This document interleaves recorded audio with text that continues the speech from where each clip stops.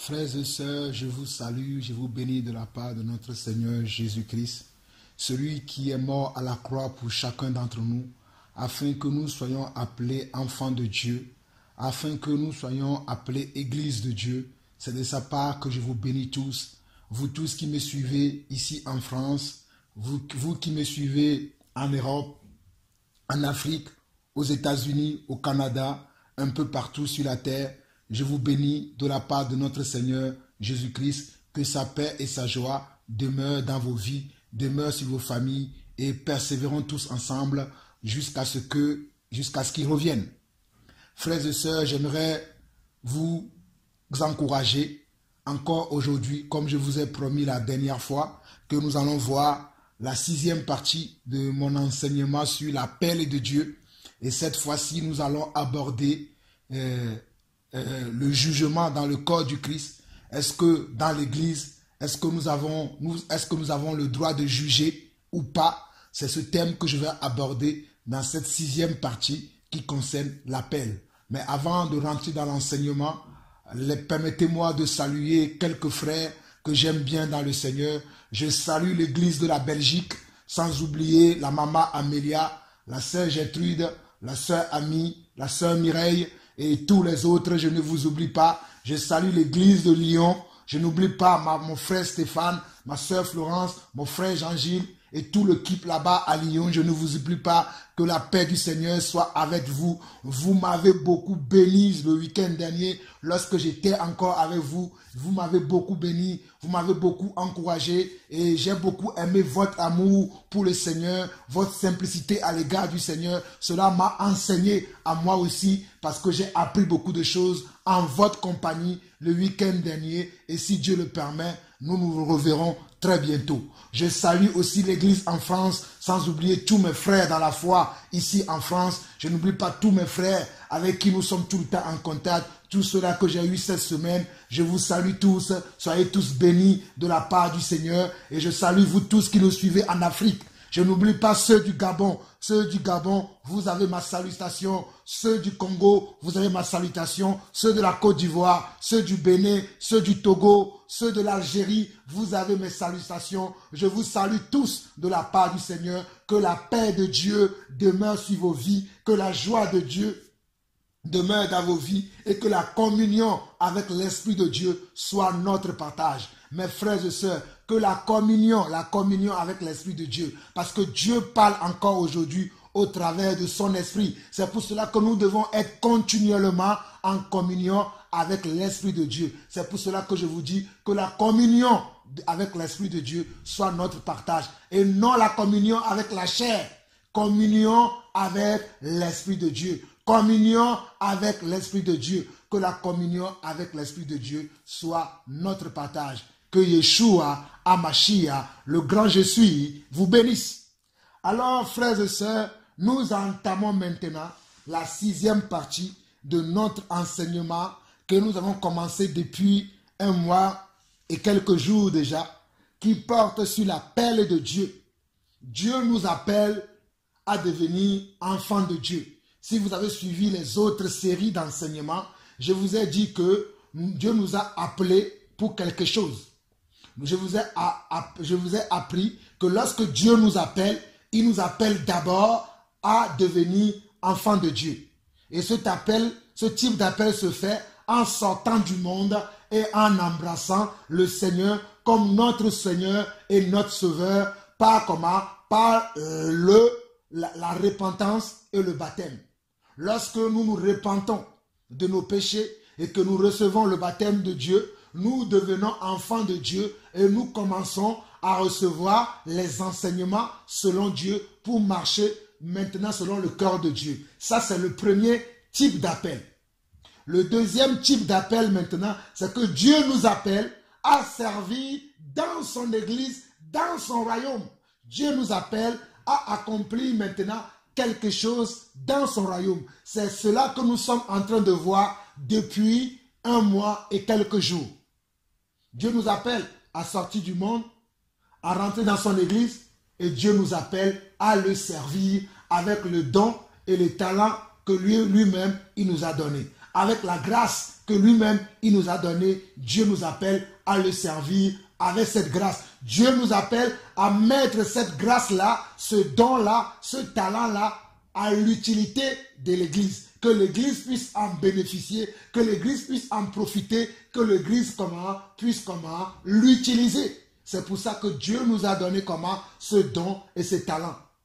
Et comme je vous ai dit, Dieu m'a accordé la grâce d'être parmi les 5 ministères. Dieu m'a accordé la grâce d'être parmi les 5 ministères qu'il a accordés à l'Église afin que nous soyons tous dans l'unité de la foi. Vous savez que Dieu, selon Ephésiens 4, le verset 11, il a appelé les uns comme apôtres, les autres comme pasteurs, les autres comme prophètes, les autres comme évangélistes et docteurs pour le perfectionnement des saints.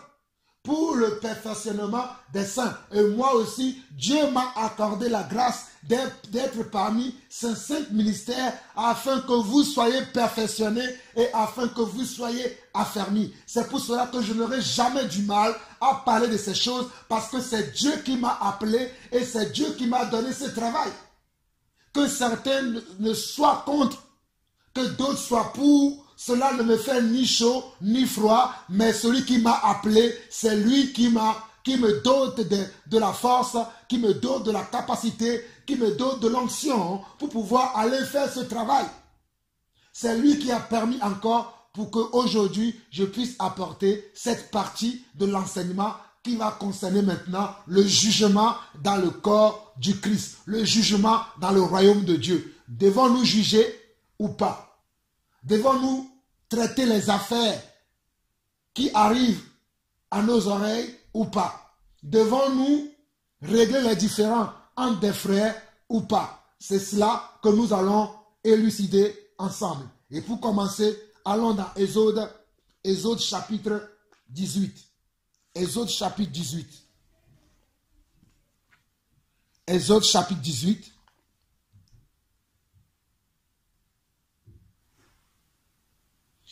Nous allons lire à partir du verset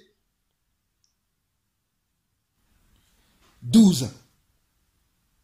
Nous allons lire à partir du verset 12 et suivez-moi très attentivement.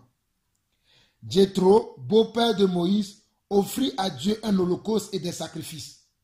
Aaron et tous les anciens d'Israël vinrent participer au repas avec le beau-père de Moïse en présence de Dieu.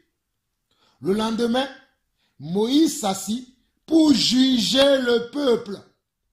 Le lendemain, Moïse s'assit pour juger le peuple. Regardez ici au verset Au verset 13 de Exode 18, on nous dit que Moïse s'était assis pour faire quoi? Pour juger le peuple de Dieu.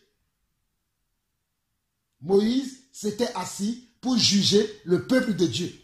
Pour vous qui ne lisez pas la Bible, et lorsque nous jugeons les affaires qui arrivent à nos oreilles, les affaires qui arrivent dans l'église, les différends qui sont dans l'église, et vous nous demandez si nous prenons la place de Dieu, j'aimerais vous montrer que ce que nous faisons, nous ne sommes pas les premiers et nous ne serons pas les derniers. Nous ne sommes pas les premiers et nous ne serons pas les derniers. Continuons. Verset 13 de Exode 18. Le lendemain, Moïse s'assit pour juger le peuple et le peuple se tint devant lui depuis le matin jusqu'au soir. Le beau-père de Moïse vit que tout ce qu'il faisait pour le peuple et il dit, que fais-tu là avec ce peuple? Pourquoi sièges-tu seul? Et tout le peuple se tient-il devant toi depuis le matin jusqu'au soir? Moïse répondit à son beau-père, c'est que le peuple vient à moi pour consulter Dieu. C'est que le peuple vient à moi pour consulter Dieu. Frères et sœurs, vous qui nous demandez pourquoi nous jugeons, pourquoi nous condamnons, pourquoi nous reprenons, pourquoi nous censurons, sachez que le peuple vient à nous pour consulter Dieu. Il y a des gens qui viennent à nous pour consulter Dieu et nous avons à régler les différends qui existent dans le corps du Christ. J'avance. Quand ils ont quelques affaires, ils viennent à moi, je prononce entre eux et je fais connaître les ordonnances de Dieu et ses lois. Sachez que lorsque les gens viennent nous voir, Nous ne donnons pas nos opinions, nous ne donnons pas nos pensées, mais nous apprenons au peuple les ordonnances, les lois, les commandements de Dieu, les volontés de Dieu. C'est ce que nous enseignons au peuple de Dieu. Nous ne donnons pas nos opinions personnelles, nos envies, nos plaisirs, mais nous donnons comment? Nous donnons la parole de Dieu. Nous donnons la volonté de Dieu. Nous donnons les commandements de Dieu à son peuple. Verset 17. Le beau-père de Moïse lui dit, ce que tu fais n'est pas bien. Tu t'épuiseras toi-même et tu épuiseras ce peuple qui est avec toi. Car la chose est au-dessus de tes forces. Tu ne pourras pas y suffire seul. Maintenant, écoute ma voix. Je vais te donner un conseil et que Dieu soit avec toi. Sois interprète du peuple auprès de Dieu et porte les affaires devant Dieu. Enseigne-leur les ordonnances et les lois et fais-leur connaître le chemin qu'ils doivent suivre et ce qu'ils doivent faire. J'espère que vous qui nous traitez de Dieu entre guillemets, vous comprenez que notre rôle en tant que ministre de Dieu, c'est d'enseigner les ordonnances et les lois de l'Éternel.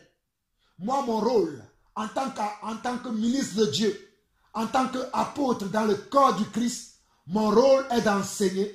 Mon rôle est d'enseigner les ordonnances et les lois que le Seigneur nous a fait connaître. Mon rôle, c'est ça. Et c'est ce que je fais. Et c'est ce que je ferai toujours. Que cela vous paraît bon, juste ou pas, je continuerai. Car c'est le Seigneur qui m'a appelé à cette tâche, à cette mission. J'avance. Verset 21, il dit, choisis parmi tout le peuple des hommes capables, craignant Dieu, des hommes intègres, ennemis de la cupidité, établis-le sur eux comme chef de 1000, chef de 100, chef de 50 et chef de 10. Regardez ce que le beau-père de Moïse enseigne à Moïse, qui est un ancien, qui est un prophète, quelqu'un qui conduit le peuple de Dieu. Il dit, choisis parmi tout le peuple des hommes capables. Des hommes capables veut dire des hommes qui sont eux-mêmes sages. Des hommes qui sont capables de reconnaître entre le mal et le bien. Des hommes qui sont capables de faire une distinction entre ce qui est mal et ce qui est bien. Des hommes qui sont capables de distinguer entre ce qui est juste et injuste. C'est ça ce que cela veut dire, choisis parmi le peuple des hommes capables. Maintenant, voici les autres qualités. Il dit, craignant Dieu. Craignant Dieu. Même si cet homme-là sait faire la différence entre ce qui est juste et ce qui est injuste, ce qui est bien et ce qui est mal, il doit aussi être comment? Quelqu'un qui a la crainte de Dieu. Il doit avoir aussi la crainte de Dieu. Et il dit quoi? Qu'il soit aussi intègre. Ennemi de la cupidité veut dire ennemi comment? Ennemi de l'argent. Ennemi comment? Ennemi de l'argent. Ennemi de la corruption. Qu'on n'arrive pas à le corrompre. C'est pour cela que toi, mon frère qui m'écoute, toi, ma soeur qui m'écoute, sache que tu n'arriveras jamais, je vous le dis, jamais vous ne me corromprez. Ça, c'est quelque chose que c'est tellement clair dans mon cœur. Personne ne pourra corrompre Jean-Paul Lawson. Parce que Jean-Paul Lawson prend à cœur comment l'appel qu'il a reçu de Dieu. Oh, si vous pouvez savoir, vous ne pourrez jamais, jamais, au grand jamais, me corrompre. Parce que je sais qui m'a appelé. Et je sais quel est le prix que je paye pour mon appel. Et je ne me laisserai asservir par quoi que ce soit. Peu importe les dons que vous pouvez nous faire, peu importe comment les bénédictions que vous pouvez être pour ma vie, sachez que vous ne me corromprez jamais. Je vous le répète encore, vous ne me corromprez jamais. Je ferme cette petite parenthèse. On y va. Établis-les sur eux comme chef de 1000, chef de 100, chef de 50 et chef de 10. Verset 22, il dit, qui juge le peuple en tout temps, qu'ils portent devant toi toutes les affaires importantes et qu'ils prononcent eux-mêmes sur les petites causes. Allège ta charge et qu'ils la portent avec toi. Si tu fais cela et que Dieu te donne des ordres, tu pourras y suffire et tout ce peuple parviendra heureusement à sa destination. Moïse écouta la voix de son beau-père et fit tout ce qu'il avait dit. Moïse choisit des hommes capables parmi tout Israël et il les établit chefs du peuple, chefs de 1000, chefs de 100, chefs de 50 et chefs de 10. Frères et sœurs, pourquoi ne voulez-vous pas aujourd'hui avoir sur vous des chefs, des conducteurs, des anciens qui vous dirigent? C'est la volonté de Dieu pour vous que vous ayez comment? Des gens qui vous conduisent selon la volonté de Dieu. Cela ne date pas d'aujourd'hui. Car Ecclésiaste nous dira que ce qui a été, c'est ce qui est et c'est ce qui sera. Aujourd'hui, Dieu nous a transféré son autorité afin que nous puissions comment? Régler les affaires, les différends qui existent dans l'Église.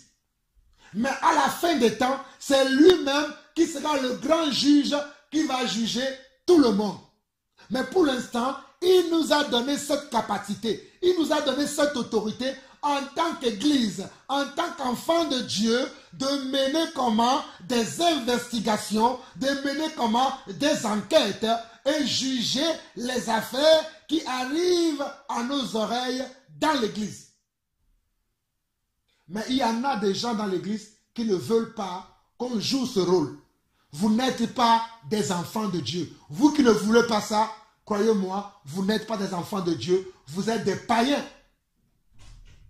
Vous qui ne voulez pas qu'on vous corrige, vous qui ne voulez pas qu'on vous reprimande, vous qui ne voulez pas qu'on vous censure, vous n'êtes pas des enfants de Dieu, vous êtes des païens. Et je vais vous le prouver par la parole de Dieu. Vous êtes des païens, vous n'êtes pas des frères, vous n'êtes pas des sœurs. Mes frères et sœurs, comprenez-moi très bien. Si vous me voyez aujourd'hui, je suis solitaire parce que j'ai fui beaucoup de frères et beaucoup de sœurs qui ne veulent pas qu'on les reprenne, qu'on les corrige. J'ai fui beaucoup de frères et de sœurs comme ça. Quand on ne veut pas la correction, on est un païen pour moi. On n'est pas un frère selon la parole. Ne cherchez pas à vouloir me convaincre, à vous justifier devant moi. Moi, je comprends la parole. Je comprends l'esprit de la parole.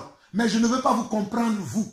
Je comprends la ligne, la direction que le Seigneur a donnée à l'Église. Je ne suis pas dans les sentiments ni dans les émotions. Dieu a tué mes sentiments il y a quelques années. Si je vis, ce n'est plus Jean-Paul Lawson qui vit, mais sachez-le aujourd'hui, c'est Yeshua HaMashiach qui vit en moi.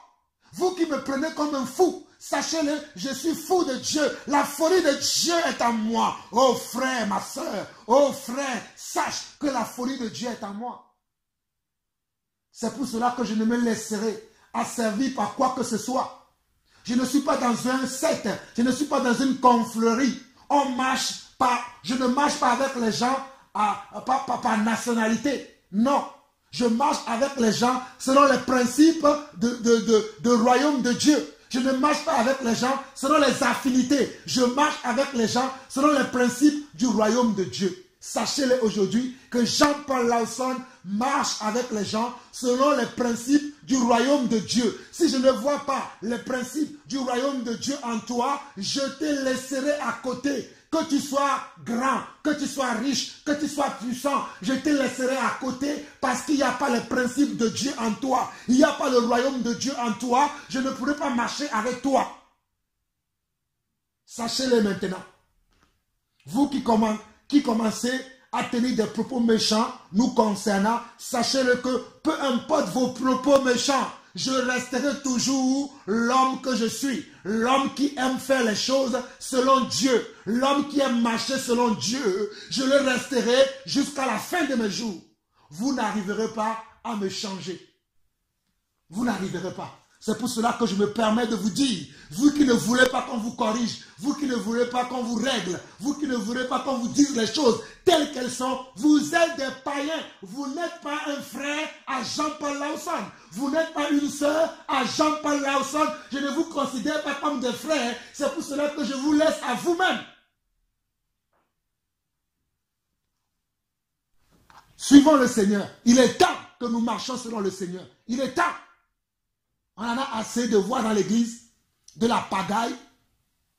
On en a assez de voir dans l'église des murmures, des problèmes par-ci, des problèmes par-là, avec les mêmes personnes tout le temps.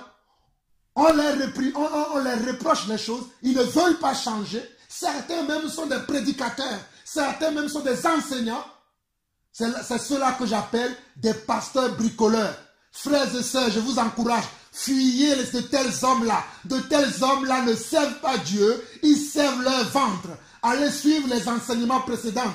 De tels hommes ne servent pas Dieu, ils ne servent pas Yeshua, Hamashiach, ils servent leur ventre. Fuyez de tels hommes. Nous continuons. Le verset 26. Il jugeait le peuple en tout temps, il portait devant Moïse les affaires difficiles et ils prononçaient eux-mêmes sur toutes les petites causes. Regardez, le verset 26. Il jugeait le peuple en tout temps. Il jugeait le peuple en tout temps. Il faisait quoi? Il jugeait le peuple.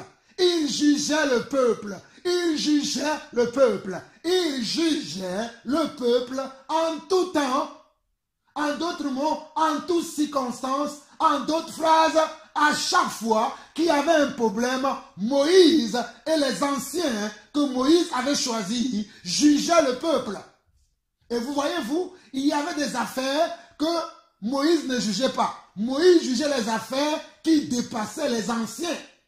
C'est pour cela que Dieu a permis que dans l'église, qu'il y a des apôtres, des prophètes, des évangélistes, des pasteurs et des docteurs. Parce qu'il y a des affaires que des frères et sœurs eux-mêmes ne peuvent pas juger. Et ces affaires-là doivent arriver comment? Aux oreilles des anciens. C'est les anciens qui doivent juger ces affaires-là. Comprenez-moi très bien. Il y a des affaires que toi, mon frère, tu ne peux pas régler. Que toi, ma soeur, tu ne peux pas régler. Si tu essaies une fois, tu n'as pas pu réussir, tu as l'obligation d'aller voir un ancien. Vos conducteurs, qu'ils soient apôtres, qu'ils soient prophètes, qu'ils soient pasteurs, qu'ils soient docteurs, qu'ils soient évangélistes, tu dois aller les voir pour dire, mon frère, toi qui es notre enseignant, voici ce que le frère m'a fait. Et le frère va vous appeler tous les deux, il va vous écouter tous les deux, et il va rendre comment? Justice à celui qu'on doit rendre justice. C'est ça la vérité et c'est l'évangile que je prêche. Je l'ai prêché il y a quelques années, je le prêche aujourd'hui et je le prêcherai toujours. Christ a en moi l'espérance de la gloire et l'espérance de la victoire. Je n'ai pas reçu un autre esprit, j'ai reçu l'esprit de mon Père. Vous qui avez reçu l'esprit de vos familles, l'esprit de vos ancêtres, moi je n'ai pas reçu l'esprit de mes ancêtres. J'ai reçu l'esprit de Christ et c'est l'esprit de Christ qui me conduit selon sa parole. Vous qui vous réunissez en secte, pas affinité, les Français avec les Français, les Congolais avec les Congolais, les Ivoiriens avec les Ivoiriens, ça ce n'est pas l'église de Dieu. Dans l'église de Dieu, il y a des Français, il y a des Congolais, il y a des Ivoiriens, il y a des Allemands, il y a des Canadiens, il y a toute nationalité. Mais aujourd'hui, on se rassemble dans l'église par clan. Tout ce qui est clanique, tout ce qui est clanique est un secte. Ce n'est pas l'église de Dieu. Dans l'église de Dieu, on se comporte comme un enfant de Dieu. Je le dis à notre honte. Aujourd'hui, l'église est devenue comme un marché. On fait n'importe quoi au nom de Dieu. Non, vous ne ferez pas ça avec Jean-Paul Lawson. Vous-même, vous me connaissez. Vous le dites vous-même que Jean-Paul est vraiment sévère. Oui, je le suis. Je l'accepte parce que c'est mon appel. Je suis ce que je suis par la grâce de Dieu, a dit l'apôtre Paul. que vous le voulez ou pas, c'est ma grâce. Ce n'est pas votre grâce, c'est ma grâce à moi. Et je l'accepte, je l'assume. Je ne vous ferai pas cadeau. Lorsque vous marcherez dans la chair, je vous le dirai, je vous réprimanderai, je vous corrigerai. Et si vous ne voulez pas, je vous mettrai à l'écart. C'est la volonté de Dieu pour vous. C'est ça l'Église. Nous continuons. Lévitique chapitre 19. Lévitique chapitre 19. Lévitique chapitre 19, à partir du verset 15, regardez. Tu ne commettras point d'iniquité dans tes jugements.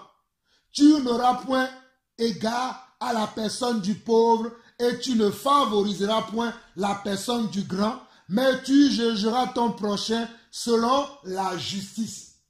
Vous comprenez les propos que j'avais tout à l'heure? Parce que je connais ces passages-là. Parce que j'ai fait de ma vie, j'ai fait de l'histoire de ma vie, ces passages que je viens de vous lire là. Si tu es pauvre, ce n'est pas cela qui fera que je vais dire que comme tu es pauvre, même si tu fais mal, je ne te dirai pas. Je te le dirai que tu as fait mal.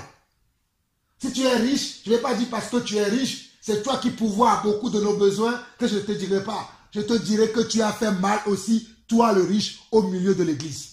Et cela doit être aussi votre cas. Surtout vous qui enseignez la parole de Dieu.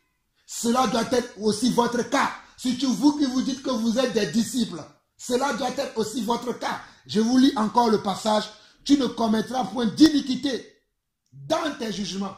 Si nous ne pouvons pas juger, comment on nous dira que tu ne commettras point d'iniquité dans tes jugements? C'est parce que nous avons la capacité de juger. C'est pour ça que on nous dira, le Seigneur nous donnera cet avertissement. Tu n'auras pas comment? Tu ne commettras point d'iniquité dans tes jugements. Tu n'auras point égard à la personne du pauvre et tu ne favoriseras point la personne du grand, mais tu jugeras ton prochain selon la justice. Tu ne répandras point de calomnie parmi ton peuple. Tu ne t'élèveras point contre le sang de ton prochain. Je suis l'Éternel. Tu ne haïras point ton frère dans ton cœur. Tu auras soin de reprendre ton prochain, mais tu ne te chargeras point d'un péché à cause de lui. Regardez bien le verset 17. Tu ne haïras point ton frère dans ton cœur. Tu auras soin de reprendre ton prochain. Pourquoi vous ne voulez pas qu'on vous reprenne? On nous dit que tu auras soin de reprendre comment? Ton prochain. Mais tu ne te chargeras point d'un péché à cause de lui. Pourquoi vous voulez que nous nous associons dans le péché? Moi, je ne comprends pas ça. Je suis choqué en voyant cela. Je ne sais pas pour toi, mon frère qui m'écoute, pour toi, ma soeur qui m'écoute, mais moi, je suis outré de vouloir qu'on m'oblige à ce que j'accepte le mal. Et ça, c'est quelque chose que je n'arrive pas à supporter. Je suis allergique à cela. Sachez-le bien. Vous ne pourrez jamais obliger Jean-Paul Lawson à accepter le mal. Car j'ai le cœur de Moïse. J'ai le cœur de Joseph. J'ai le cœur de David.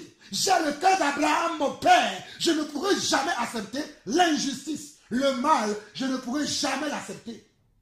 Je l'accepterai jamais. Je suis comme mon père. Je ne pourrai jamais accepter cela. Mon père, c'est Dieu. Dieu n'aime pas le mal, je n'aime pas le mal. Dieu n'aime pas le péché, je n'aime pas le péché. Regardez bien le verset dit quoi?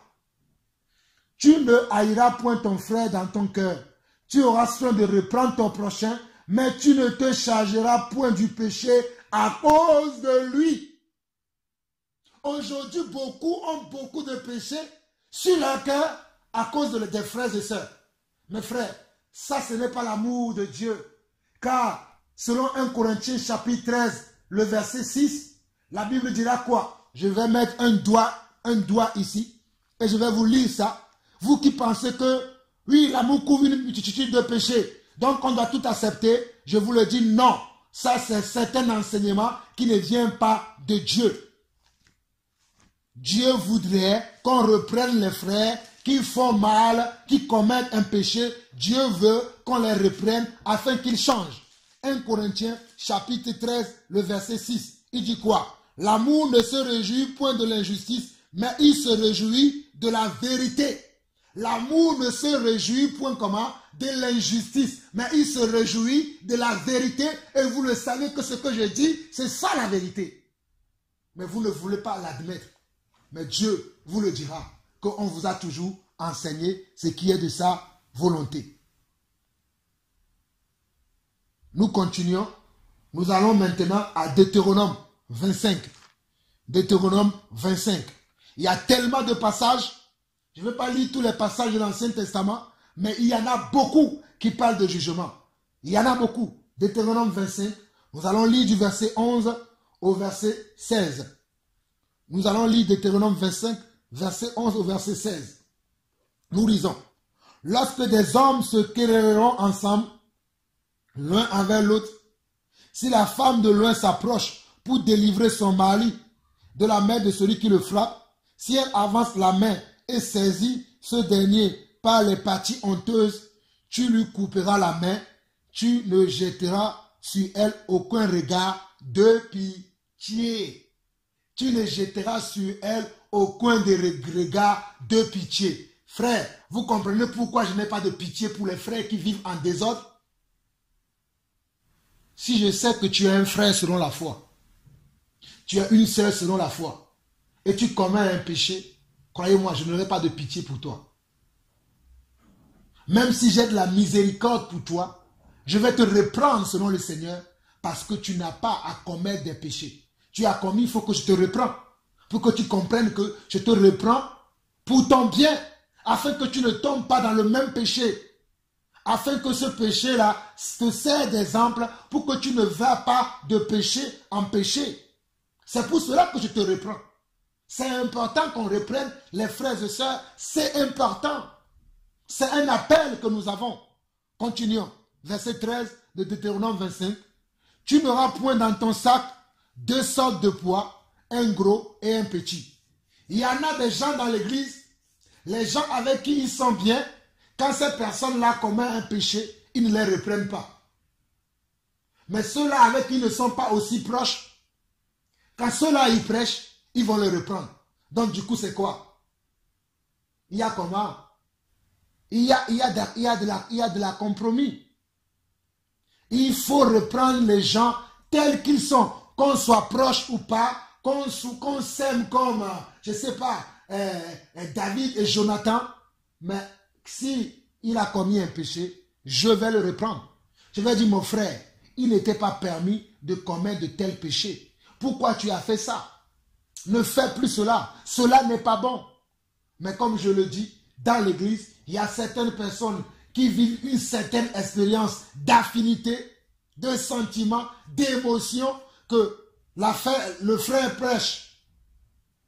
L'autre frère ne va jamais le reprendre. La sœur pêche. L'autre frère ou l'autre sœur ne va jamais la reprendre.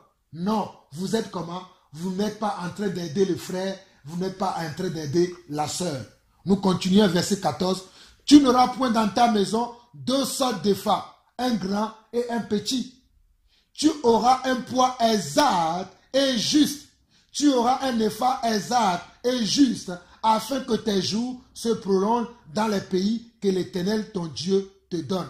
Car quiconque fait ces choses, quiconque commet une iniquité, est en abomination à l'Éternel, ton Dieu. Mes frères, mes sœurs, sachez que c'est parce que je ne veux pas être en abomination à Dieu que je suis juste dans mes jugements. Peu importe les rapports que j'ai avec toi, peu importe nos rapports mutuels, tu commets un péché, mon frère, je ne te raterai pas. Et j'espère que si moi aussi je commets un péché, vous ne me raterez pas. Mais jugez-moi selon la vérité. Ne me jugez pas selon vos sentiments, selon vos envies, mais jugez-moi selon la vérité. C'est ce que je vous demande. Ne me jugez pas selon vos sentiments parce que vous n'avez pas apprécié que je vous ai repris hier ou bien il y a 2 mois, il y a 2 ans. Vous voulez me le rendre parce que vous avez un temps contre moi. Ça, ce n'est pas la justice de Dieu. Parce que vous n'avez pas aimé, vous n'avez pas apprécié la manière dont je me suis opposé à vos manières de faire, à vos agissements, à vos comportements, et vous vous êtes dit, tu verras. Et vous attendez, moi, juste, je me suis oublié un petit peu ou bien même, je ne me suis même pas oublié, j'ai fait quelque chose que tu n'as pas compris, tu commences à me juger. Non, ce n'est pas comme ça. Mes frères, ce n'est pas comme ça. La volonté de Dieu dans le royaume de Dieu, ce n'est pas comme ça. Ce n'est pas comme ça qu'on doit juger. Soyons justes dans nos jugements. Soyons vrais dans nos jugements. Il y a un frère qui dernièrement a fait ce genre de choses. Je voulais parler. Dieu m'a dit ne dis rien. Dieu m'a dit tais-toi, ne dis rien. Laisse le frère. On doit juger. Nos jugements doivent être vrais. Nos jugements doivent être justes. Soyons justes dans nos jugements. N'ayons pas un effort comment? Ayons un effort qui est exact et un effort qui est juste, afin que nos jours se prolongent dans le pays que l'Éternel notre Dieu nous donne. Soyons exacts dans nos jugements. Soyons francs, soyons sincères. N'usons pas de duplicité. N'usons pas de compromis dans nos jugements. Soyons justes, soyons vrais, soyons comment? Soyons sincères. Soyons justes, soyons vrais, soyons sincères dans nos jugements. C'est très important, frères et sœurs. Nous avançons. Nous allons lire un dernier passage dans l'Ancien Testament, Psaume 141. Et nous allons aller maintenant voir les autres passages dans le Nouveau Testament. Parce qu'il y en a encore qui vont dire, oui, mon frère, tout ce que tu nous dis là, c'est dans le Nouveau, c'est dans l'Ancien Testament. Nous sommes maintenant dans la Nouvelle Alliance. Dans la Nouvelle Alliance, on ne juge plus. Vous vous trompez grave. Vous vous trompez vraiment très grave parce que ce qui a été, c'est ce qui est et c'est ce qui sera. C'est sur l'ancienne corde qu'on tisse la nouvelle. Ce qui a été, c'est ce qui est et c'est ce qui sera. Je le répète encore. Ce qui a été, c'est ce qui est et c'est ce qui sera. Et j'ai bien fait exprès de commencer par comment? L'ancienne alliance. Afin que vous sachiez que cela ne date pas d'aujourd'hui. Cela a été depuis le commencement. De juger les affaires entre les frères. De traiter les choses entre les frères. Cela a été depuis le commencement. Et cela sera pareil jusqu'à l'avènement de notre Seigneur Jésus-Christ. Regardez le psaume 141.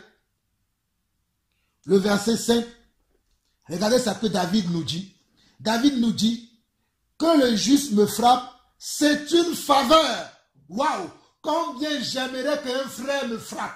Combien j'aimerais qu'un frère me corrige. Parce que le juste me frappe, c'est une faveur pour moi. C'est une grâce pour moi.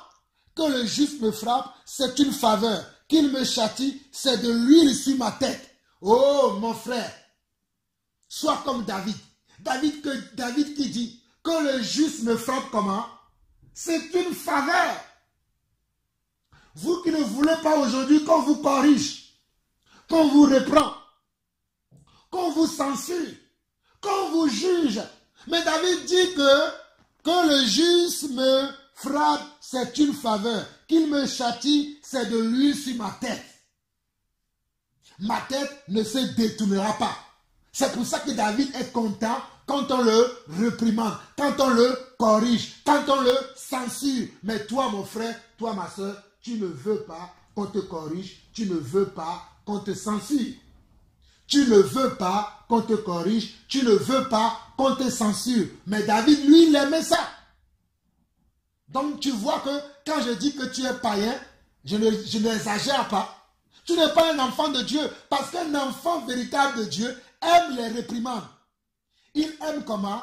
Les châtiments. Un enfant de Dieu, allez lire Hébreux chapitre 1, 2. Un enfant de Dieu aime les châtiments. Celui qui n'aime pas les châtiments, les réprimandes, les corrections, ce n'est pas un enfant de Dieu. Allez lire Proverbes, le chapitre 1, 2, 3, 4, 5. Vous allez comprendre que l'instruction vient de la part de Dieu. L'instruction vient de Dieu et Dieu parfois doit nous corriger. Par l'intermédiaire d'un frère, par l'intermédiaire d'une sœur, Dieu peut nous corriger et Dieu peut nous corriger correctement. Mais aujourd'hui, corrige un frère, reprend un frère, censure un frère, on va dire que tu prends maintenant la place de Dieu. Oui, moi je l'assume. Vous qui me traitez de fou, continuez à me traiter de fou. Moi je l'assume. Je juge parce que Dieu m'en a donné la capacité de juger. Je l'assume. Je jugerai toujours. Tant que Dieu me renouvelle le souffle de vie, croyez-moi, je jugerai toujours. Parce que Dieu m'en a donné la capacité. Regardons 1 Corinthiens, nous rentrons maintenant dans le Nouveau Testament. 1 Corinthiens chapitre 5. 1 Corinthiens chapitre 5. 1 Corinthiens chapitre 5. 1 Corinthiens chapitre 5.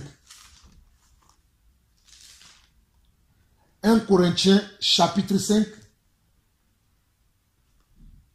Nous lisons à partir du verset 1. On nous dit, on entend dire généralement qu'il y a parmi vous de la débauche et une débauche telle qu'elle ne se rencontre même pas chez les païens. C'est au point que loin de vous, à la femme de son père. Et vous êtes enflés d'orgueil et vous n'avez pas été plutôt dans l'affliction afin que celui qui a commis cet acte soit ôté du milieu de vous. Je ne comprends pas, mes frères et sœurs. Moi, je ne sais pas dans quelle église vous appartenez, ou quelle Bible vous lisez, ou quel esprit vous avez reçu. Mais moi, j'ai reçu l'esprit de Christ. Et l'esprit de Christ, m'autorisant à juger, m'autorisant à reprendre, m'autorisant à censurer, je suis choqué, offusqué de voir que certains n'ont pas ce même esprit et ils commencent maintenant à me dire pourquoi tu juges? Quel esprit avez-vous reçu? Avez-vous l'esprit de Christ en vous? Non, vous n'avez pas l'esprit de Christ. Vous êtes des païens, je vous le dis. Vous êtes des païens. Regardez ce que l'apôtre dit ici, verset 2. Quelqu'un a pris même la femme de son père. C'est comme si moi, Jean-Paul Lawson, je vais sortir avec ma mère. C'est ça, prends la femme de son père. Et quoi? Et l'apôtre dit, et vous êtes, verset 2, et vous êtes enflés d'orgueil, et vous n'avez pas été plutôt dans l'affliction, afin que celui qui a commis de ce acte soit ôté du milieu de vous. Regardez bien le verset 3 de Paul, qui n'était même pas là.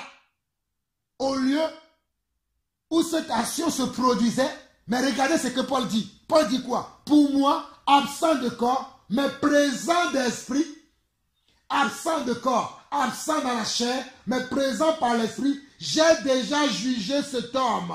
J'ai déjà jugé cet homme. J'ai déjà jugé cet homme comme si j'étais présent, celui qui a commis un tel acte. Je l'ai déjà jugé.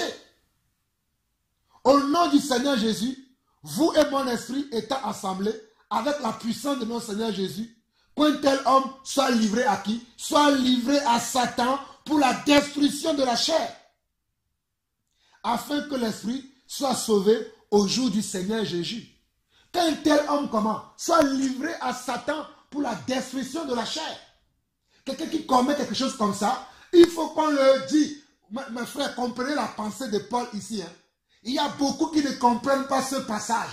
Mais je bénis le Seigneur parce que Dieu m'a fait la grâce de comprendre comment ce passage. Quand Paul dit qu'un tel homme soit livré à Satan pour la destruction de la chair, Paul dit que exposer la vie du frère, exposer sa vie afin que le frère puisse prendre comment? Puisse avoir honte de sa vie.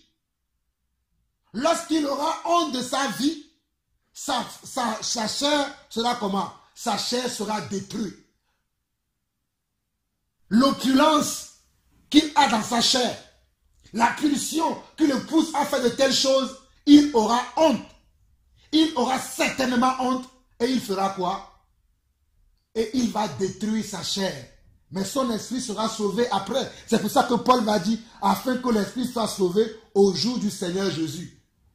Et encore si la personne veut. Certains, ils ne veulent pas. Ils n'ont pas honte. Vous dites toutes ces choses, mais ils n'ont jamais honte. Ils continuent à faire de mal en mal. Ils vont de mal en pire. Ces gens-là, et la chair seront détruites, et l'esprit sera aussi détruite. Ce n'est pas moi qui le dis, mais c'est la parole de Dieu qui le dit. Ce n'est pas Jean-Paul qui détruit la chair et l'esprit des gens, mais c'est le Seigneur qui détruit. Regardez, c'est ce que Paul veut dire. Quand vous exposez la vie du frère, quand vous exposez la vie de la sœur va prendre honte et sa chair sera détruite. La pulsion qu'il a dans la chair, qui le pousse à commettre ce acte, à commettre ce péché, il va avoir honte et il aura mal dans sa chair et il va se changer. Nous avançons le verset 6. C'est bien à tort que vous vous glorifiez. Ne savez-vous pas qu'un peu de levain fait lever toute la pâte? Regardez ce que Paul dit. Paul dit, ne savez-vous pas qu'un peu de levain fait lever toute la pâte? Un peu de levain. Une personne mal intentionnée dans l'église peut entraîner toute l'église à la dérive. Je vous le dis, frères et sœurs. Vous qui aimez dire non, laissons, ça ne fait rien, il va changer. Non, une seule mauvaise herbe que vous laissez dans l'église, vous ne vous en chargez pas, elle va engrainer tout le reste. Prenez les fruits. Quand vous achetez un fruit, lorsque un fruit se pourrit et que vous ne l'enlevez pas dans les autres fruits, qu'est-ce que le fruit fait? Il va arriver comment? À pourrir les autres fruits. C'est pareil dans le corps du Christ. Les gens qui ne vivent pas selon les commandements, selon les lois du Seigneur, si nous n'arrivons pas à les reprendre et à les ôter au milieu de nous, c'est toute l'assemblée qui va devenir comment? Une assemblée de péché.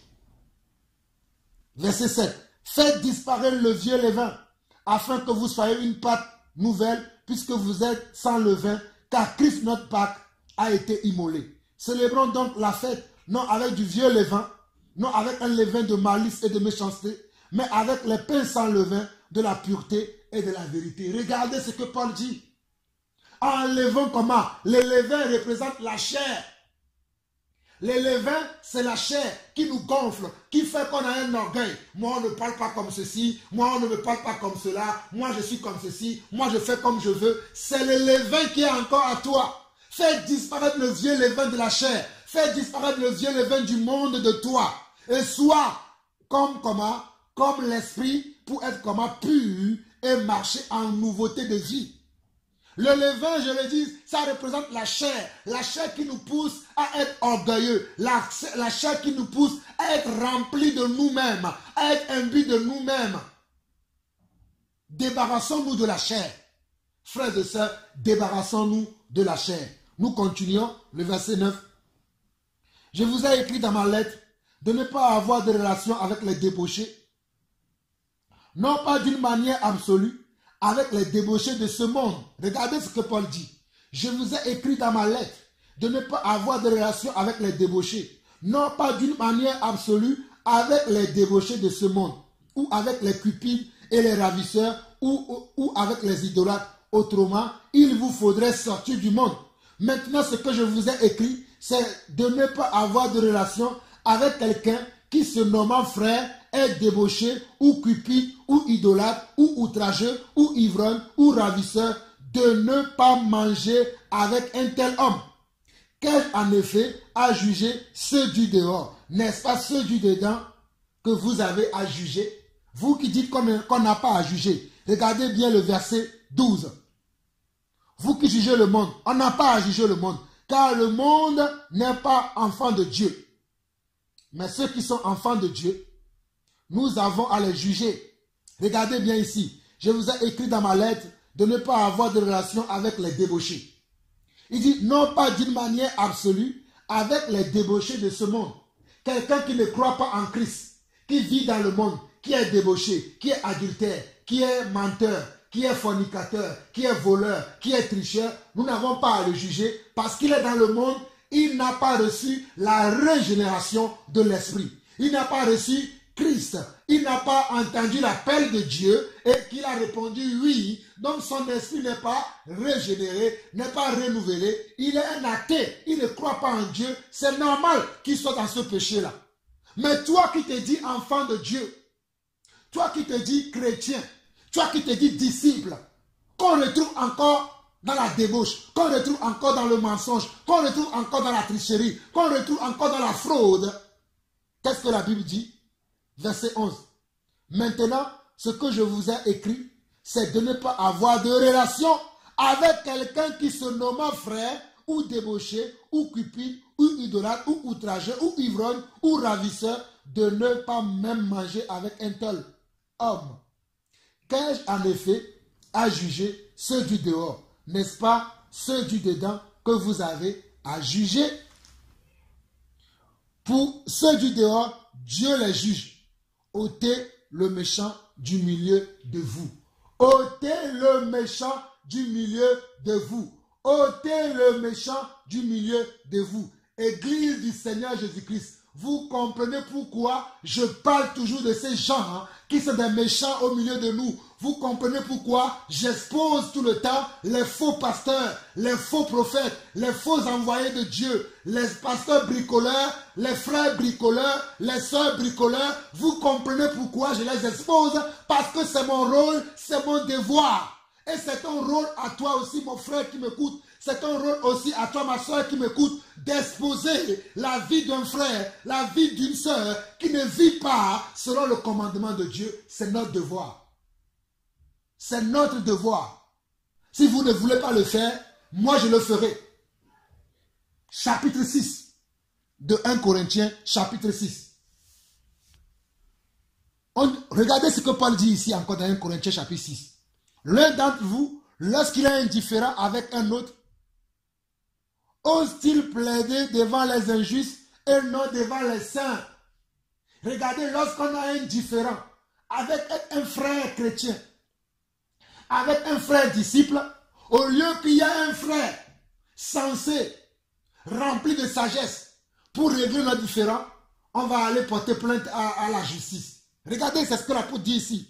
Il dit, verset 2, « Ne savez-vous pas que les saints jugeront le monde pour vous qui ne demandez pourquoi nous jugeons? Ne savez-vous pas que c'est nous les saints qui doivent juger le monde? Ne le savez-vous pas? Et si c'est par vous-même que le monde est jugé, êtes-vous indigne de rendre les moindres jugements? Vous êtes indigne de rendre les moindres jugements au milieu de l'assemblée. Au milieu de l'assemblée maintenant, on est comment indigne de rendre un jugement. On ne peut pas reprendre un frère. On ne peut pas reprendre une sœur. On est incapable de le faire parce qu'on n'a pas de sagesse, parce qu'on n'a pas d'intelligence, parce que nous sommes comment? Dans la chair. Nous sommes trop charnels. Nous n'avons pas compris la volonté de Dieu. Nous n'avons pas saisi la pensée de Dieu. Nous sommes là dans les affinités, dans les sectes, dans les rivalités. Et on ne juge pas. On laisse les affaires traîner dans l'église. Ceci n'est pas normal. Verset 3. Ne savez-vous pas que nous jugerons les anges et nous ne jugerons pas à plus forte raison les choses de cette vie? Si donc vous avez des différends pour les choses de cette vie, ce sont les gens dont l'église ne fait aucun cas que vous prenez pour juge. Oh, mon frère, mes frères, je suis outré comme l'apôtre Paul. De voir aujourd'hui que dans l'église, il y a des problèmes, il y a des différends. Au lieu qu'un frère se lève pour régler les différends, on se terme, je dis non, j'ai tellement parlé, moi je suis fatigué. Mes frères, Jean-Paul Lawson ne se fatiguera pas. Vous allez voir, je vais tellement juger ces derniers temps. Oh, je vais juger et encore. Apportez-moi toutes les affaires. Moi-même je vous dis, ramenez-moi les affaires. Car Dieu m'a donné l'intelligence. Dieu m'a donné la sagesse. Toutes les affaires que vous n'arrivez pas à juger, toutes les affaires que vous n'arrivez pas à régler, amenez-les-moi. Je vais trancher cela, car cela est de la volonté du Seigneur que nous puissions régler les affaires qu'il y a dans l'église. On ne peut pas admettre que nous prions ensemble, nous nous réunissons ensemble, nous disons que nous sommes l'église de Dieu, mais nous avons des différends, mais nous n'arrivons pas à les régler, mais nous continuons à dire que nous prions. Quel Dieu vous priez? Priez-vous le Dieu d'Abraham, d'Isaac et de Jacob? Non, vous ne priez pas ce Dieu. Vous priez Baal. Vous priez les démons. Vous ne priez pas le grand je suis. Parce que si vous priez le grand je suis, vous serez brûlé dans votre conscience. Vous ne priez pas le grand je suis. Moi, je prie le grand je suis. Lorsque j'ai un problème avec un frère, il me dit, tel frère-là, il ne te supporte pas. Le Seigneur me dit, celui-là ne te supporte pas. Parce que tu l'as repris. Il ne veut pas prier avec toi. Parce qu'il n'aime pas ta façon de faire. Dieu me le dit. Pensez-vous que Dieu ne nous parle pas? Mes frères, si vous pouvez savoir tout ce que Dieu me dit. Des fois, j'ai même envie de dire à certaines personnes, tais-toi, tu es en train de me mentir. Mais je l'écoute simplement parce que je me dis, mais il ne sait pas que Dieu me parle, Dieu me révèle son cœur. Ne le sait-il pas que Dieu me parle? Verset 5. Je le dis à votre honte. Ainsi, il y a parmi vous Ainsi, il n'y a parmi vous un seul homme sage qui puisse prononcer un jugement entre ses frères. Vous comprenez pourquoi je vous dis que moi je suis ce frère-là? Moi je veux prononcer des jugements. Venez me voir avec toutes les affaires que vous avez. Je prononcerai des jugements. Et sachez-le bien, je ne prononcerai pas des jugements selon les affinités, selon les présents que vous m'apportez, selon les cadeaux que vous m'amenez. Je prononcerai un jugement exact. Si vous cherchez un vrai juge, vous l'avez trouvé. Jean-Paul Lawson est ce juge-là. Celui qui veut traiter les vraies affaires qu'il y a dans le corps du Christ, c'est moi. Vous m'avez trouvé. Verset 6. Mais un frère plaide contre un frère, et cela devant les infidèles, devant le monde. On amène nos affaires devant le monde parce que dans l'église, il n'y a aucun homme. Ne serait-ce qu'un seul qui peut se lever. Non, moi je me pose à cela. Oui, mes frères, je me suis levé plusieurs fois dans l'église. Je me suis opposé à plusieurs frères avec qui vous ne me voyez plus marcher avec eux aujourd'hui parce que je me suis opposé à leur façon de faire, à leur façon de vivre, parce qu'ils étaient comment? Ils étaient des frères qui vivaient comment? En compromission avec la parole de Dieu. Moi seul, je me suis levé. Eux tous, ils étaient contre moi. Mais moi, j'ai dit non. De mon vivant, hein, je n'admettrai jamais que de telles choses se passent dans l'église. J'ai dit cela. J'en suis fier aujourd'hui. J'en suis fier de parler de ces choses. Parce que dans l'église, il y a des problèmes de rivalité. Personne ne peut se lever. On est là, on parle derrière les dos des gens. Ah, tu sais, la sœur a fait ça, la sœur a fait ça. Personne n'a le courage d'aller voir la sœur pour dire, ma sœur, tu as fait ça, ce n'est pas juste. Mais on se permet d'appeler un tel. Frère, tu sais ce qu'il a fait encore le frère à un tel?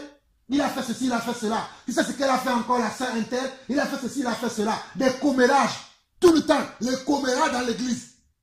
Si jamais vous venez chez Jean-Paul Lawson pour faire des commérages, vous me connaissez. Vous-même, vous me connaissez. Si jamais vous hasardez pour venir chez moi, si c'est pour des commérages, comme vous me le connaissez, je vous mettrai toujours dehors.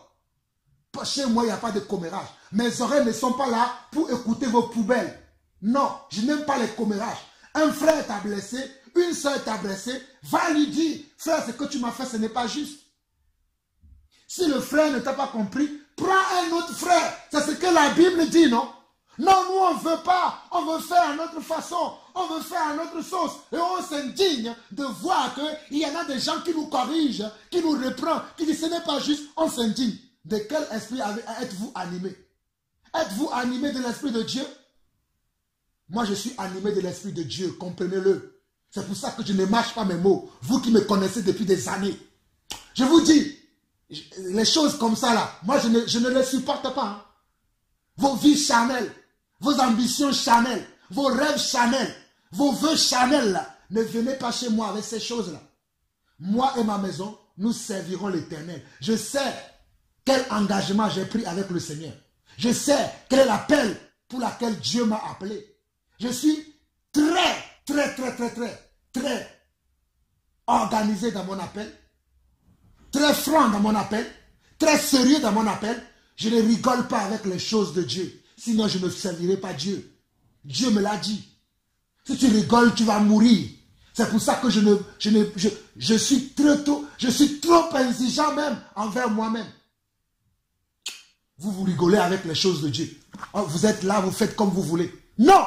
Dans l'église de Dieu, on doit marcher selon la parole de Dieu. Regardez le frère, ce que Paul nous dit ici. Verset 6. Mais un frère plaide contre un autre frère et cela devant les infidèles. C'est déjà certes un défaut chez vous que d'avoir des procès les uns avec les autres. Pourquoi ne souffrez-vous pas plutôt quelques injustices? Pourquoi ne vous laissez-vous pas plutôt dépouiller? Mais c'est vous qui commettez l'injustice et qui dépouillez, et c'est envers les frères que vous agissez de la sorte. Vous dépouillez les gens. Vous volez, vous trichez, vous insultez, vous injuriez, vous faites des commérages. Quel esprit vous anime? Ce n'est pas l'esprit d'Abba Père. Ce n'est pas l'esprit de Yeshua, Amashia, qui vous anime. Parce que si l'esprit de Yeshua vous anime, vous ne pouvez pas agir de la sorte. Vous êtes encore des païens. Je le dis à votre honte. Vous êtes des païens. Mais tant que Jean-Paul Lawson vivra, je vous dénoncerai. Oh, je vous dénoncerai le matin, je vous dénoncerai le soir. Tant que je vivrai, l'Église connaîtra la volonté de Dieu. Tant que Dieu me renouvellera le souffle de vie, l'Église connaîtra ce qu'est véritablement la volonté de Dieu. On en a assez de voir de telles choses se passer dans l'Église et personne ne se meut. Moi, j'en ai assez. Je vous le dis, j'en ai assez de telles choses. Allons dans Matthieu, chapitre 18. Nous arrivons presque bientôt à la fin. Allons dans Matthieu, chapitre 18. Matthieu, chapitre 18. Matthieu, chapitre 18. À partir du verset 15. Mon ton va baisser maintenant un peu. J'espère que vous avez compris pourquoi je parlais avec aussi d'autorité. Parce que on en a assez.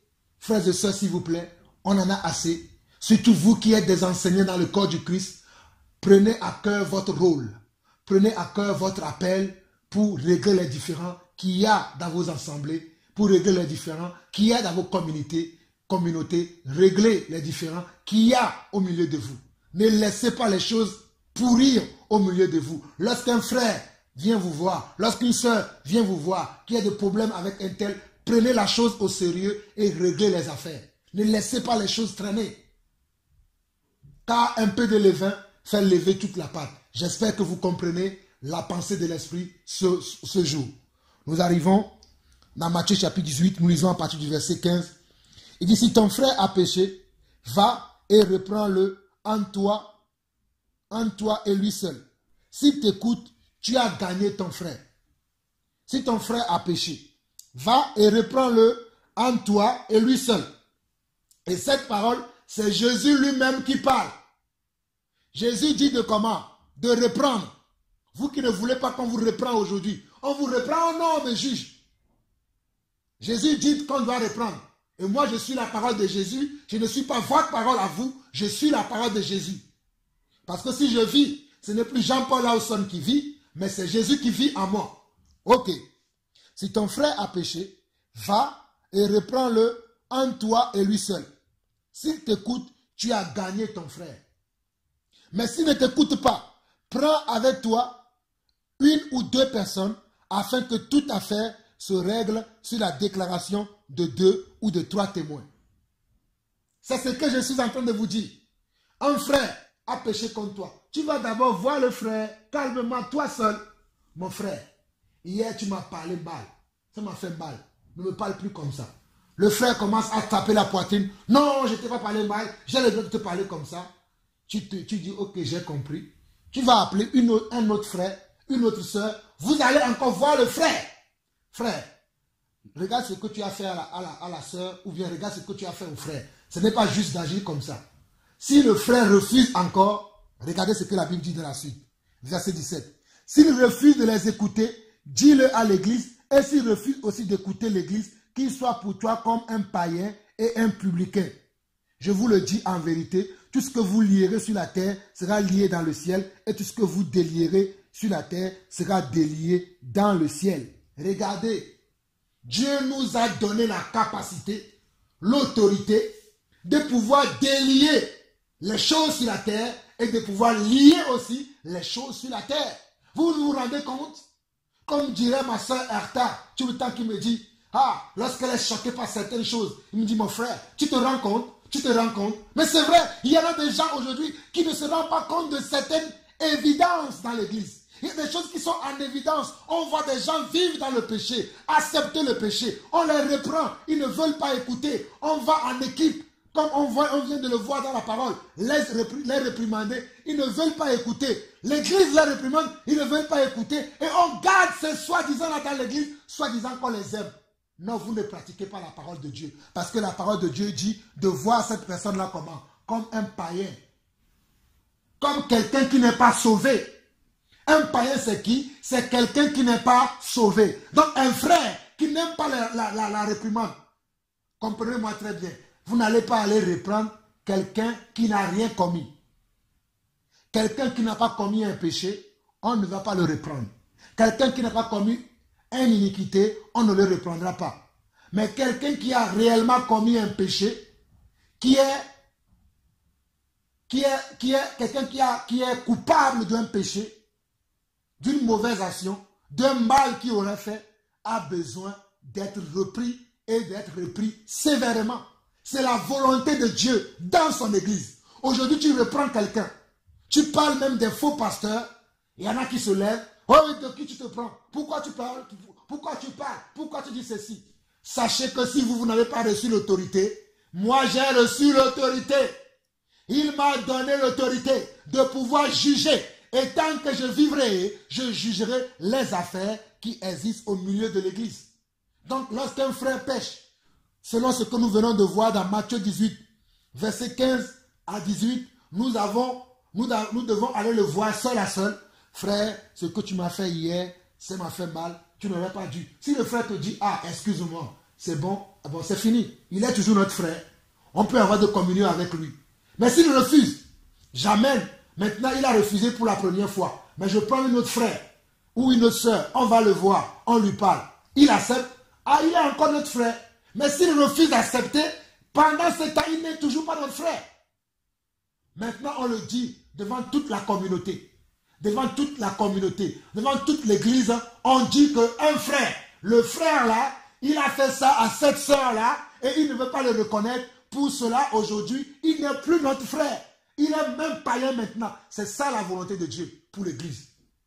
Mais moi, je n'ai jamais vu ça dans l'église. Même quand je veux faire ça dans l'église, mes frères, j'ai voulu faire ça dans l'église. Certains m'ont dit, pour qui tu te prends? Qui t'a élevé au-dessus de nous? Tu te prends pour qui? Moi, je me prends pour le serviteur de Dieu. Sachez-le aujourd'hui. Moi, je me prends pour le serviteur de Dieu. Je traiterai toujours les différents qui sont dans l'église, que vous le voulez ou pas. À moins que je n'ai pas été mis au courant d'une affaire. Mais lorsque une affaire vient jusqu'à mes oreilles, ce n'est pas pour que je le garde pour moi, c'est pour que je puisse traiter, c'est pour que je puisse régler les différends qu'il y a dans l'église. 1 Timothée, chapitre 5.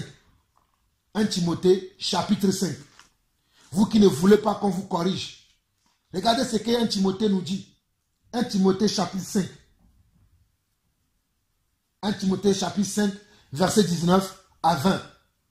On nous dit, ne reçois point d'accusation contre un ancien si ce n'est sur la déposition de 2 ou de 3 témoins. Mes frères, comprenez ceci. Ceux qui nous conduisent dans le Seigneur, ceux qui sont appelés au ministère, c'est-à-dire apôtres, prophètes, évangélistes, pasteurs et docteurs, ce sont eux que la Bible appelle anciens. Mais en dehors de ces anciens, il y a d'autres anciens qui les aident dans le Seigneur, qu'on appelle communément les diacres ou les diaconesses, qui aident ces anciens à pouvoir accomplir leur rôle, leur tâche d'anciens, d'évêques, de surveillants, de conducteurs de l'Église. Avec ces personnes-là, on ne peut pas les accuser injustement. On doit, si quelqu'un accuse un ancien qui est appelé comme apôtre, prophète, évangéliste, pasteur et docteur, on doit recevoir comment? Au moins 2 accusations ou bien une accusation sur la déposition de 2 témoins au moins. Que quelqu'un ne vienne pas te dire que Jean-Paul a dit Jean-Paul a dit ça. C'est une seule personne qui t'a dit. Tu n'as pas eu de témoin. Tu n'as pas eu une autre accusation de la même sorte. Tu commences à indexer le frère. Ça, ce n'est pas la volonté de Dieu. Parce qu'il y en a, lorsqu'on les réprimande, lorsqu'on les corrige, ils ne sont pas contents et ils vont indexer leur conducteur. Ils vont dire que c'est leur conducteur qui a un problème, alors que le conducteur n'a pas de problème, mais c'est le frère ou la sœur qui a un problème avec la réprimande que le conducteur a fait de lui ou bien dans sa vie. Il n'a pas apprécié que son apôtre, son prophète, son évangéliste, son pasteur ou son docteur le corrige. Donc il a un dent contre lui, il commence à dire des faussetés sur lui. Donc faisons attention. C'est vous qui enseignez la parole de Dieu, faites beaucoup attention à ce genre de choses. D'autres personnes vont venir se plaindre devant vous par rapport à un autre frère. Avant de prendre l'accusation, prenez l'accusation de 2 ou de 3 témoins. Moi, toutes les accusations que j'ai eues et que j'ai été sévère avec des frères, c'est parce que j'ai eu plus de 2 ou plus de 3 témoins, ou bien plus de 2 ou de 3 accusations. Ce n'est pas à une seule accusation que je me suis levé et j'ai commencé à parler. J'ai reçu plus de 2 ou de 3 accusations. Je dis bien sûr que j'ai reçu plus de 3 accusations. Je parle maintenant des anciens. C'est comme ça qu'on doit traiter les anciens dans l'église. On ne peut pas porter un jugement contre un ancien si ce n'est pas 2 témoins, 3 témoins. Si c'est une seule personne, tu ne peux pas accuser un ancien. Si c'est une seule personne, non, tu ne pourras pas accuser un ancien. Mais si c'est 2, 3, là tu peux accuser l'ancien. Là je ferme la parenthèse des anciens, des conducteurs, ceux qui conduisent l'église. Maintenant, pour l'église en général, pour les frères et sœurs, regarde ce que l'apôtre dit au verset 20. Ceux qui pêchent, reprends-les devant tous, afin que tous les autres aussi éprouvent de la crainte. Je te conjure devant Dieu, devant Jésus-Christ et devant les anges élus, d'observer ces choses sans prévention et de ne rien faire par faveur. Regardez bien, vous lisez vous la Bible, frères et sœurs, vous qui refusez qu'on ne vous corrige pas devant les autres.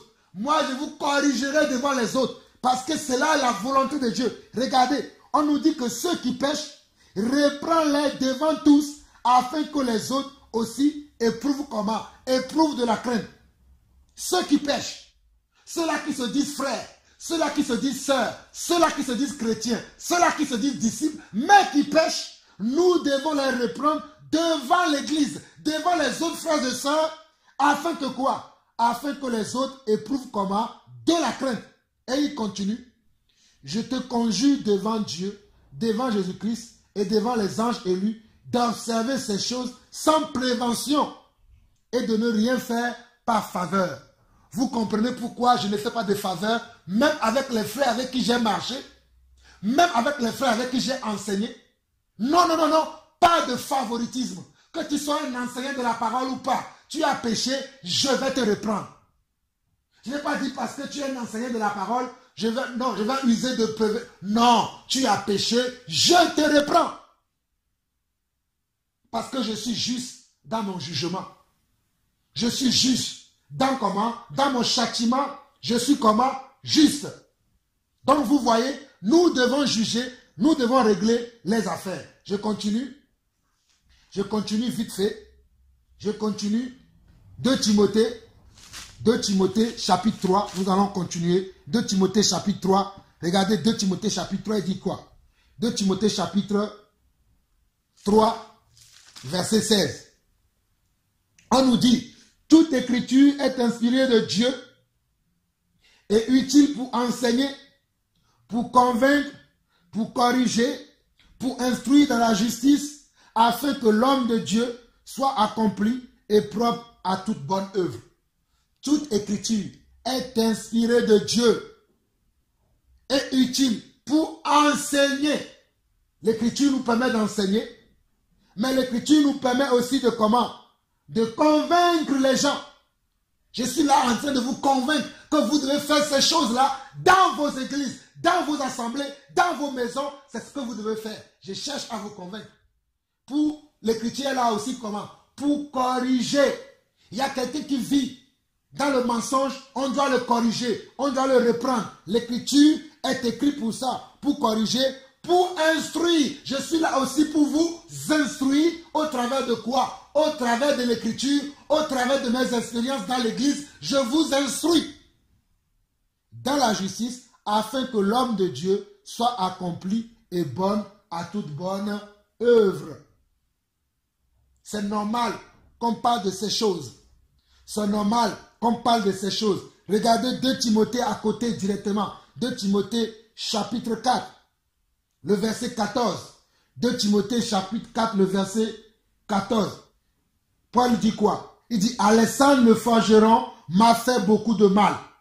Le Seigneur lui rendra selon ses œuvres. Garde-toi aussi de lui, car il s'est fortement opposé à nos paroles. Regardez, aujourd'hui, lorsque quelqu'un s'oppose à nos paroles, les frères ne veulent pas qu'on en parle. Moi, il y a un frère qui s'est opposé à mon enseignement derrière moi. Lorsque j'étais en Belgique, j'ai averti les frères qui pouvaient être en contact avec ce frère, je les ai avertis que attention à ce frère, il ne nous reçoit pas comme le Seigneur voudrait, qu'on nous reçoive en tant que tes envoyés, en tant que ses conducteurs de l'église. Ce frère-là ne veut pas nous recevoir. Je l'ai envoyé à tous les frères. Parce que mon rôle est de dire cela. Après, si les autres frères veulent outrepasser la volonté de Dieu et faire autre chose, moi je suis comment? Je suis libre, je suis pur de leur sang. Dieu saura que je les ai avertis, que nous avons au milieu de nous un frère qui ne marche pas selon la doctrine de Christ. Regardez, Paul dit, Alexandre le forgeron m'a fait beaucoup de mal. Le Seigneur lui rendra selon ses œuvres. Garde-toi aussi de lui, car il s'est fortement opposé à nos paroles. Il s'est fortement opposé à nos paroles.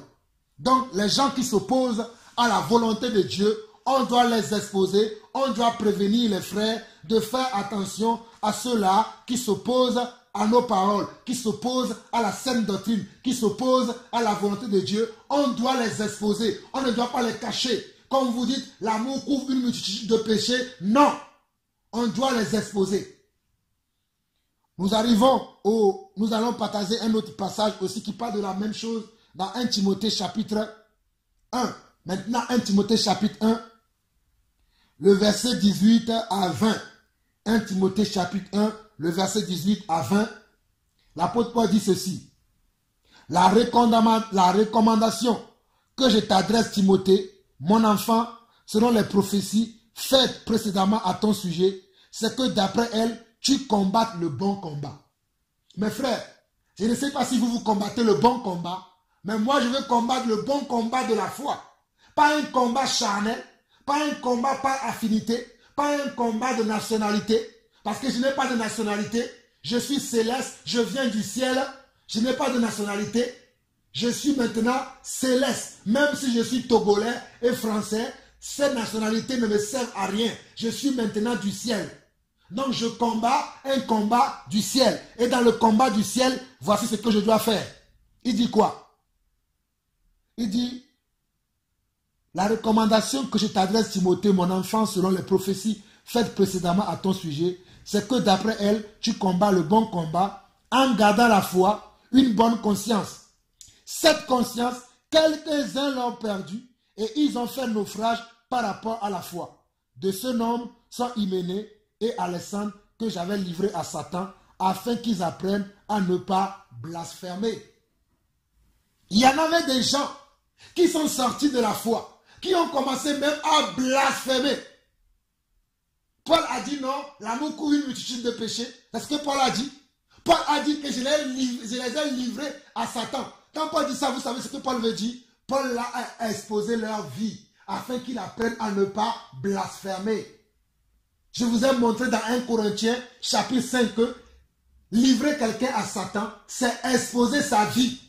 C'est l'exposer publiquement afin que cette personne-là puisse avoir comment honte de sa vie. Honte de ce qu'il fait. C'est ça, livrer quelqu'un à Satan. Nous arrivons maintenant dans 2 Timothée chapitre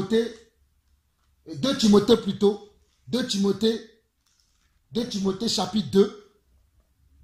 2 Timothée chapitre 2, le verset 16 jusqu'au verset 18.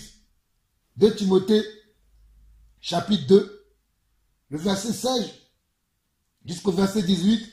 Nous sommes toujours, est-ce que nous pouvons juger ou pas? Vous-même, vous choisirez votre position à la fin de cet enseignement parce qu'il nous reste encore 10 minutes d'enseignement et vous-même vous prendrez votre position. Mais ma position elle est déjà connue, je vous le dis tout le temps, vous me connaissez, moi ma position elle est déjà connue et je resterai toujours dans ma position. Maintenant, regardez ce que Paul dit encore à Timothée. Évite les discours vains et profanes, car ceux qui les tiennent avanceront toujours dans l'impiété.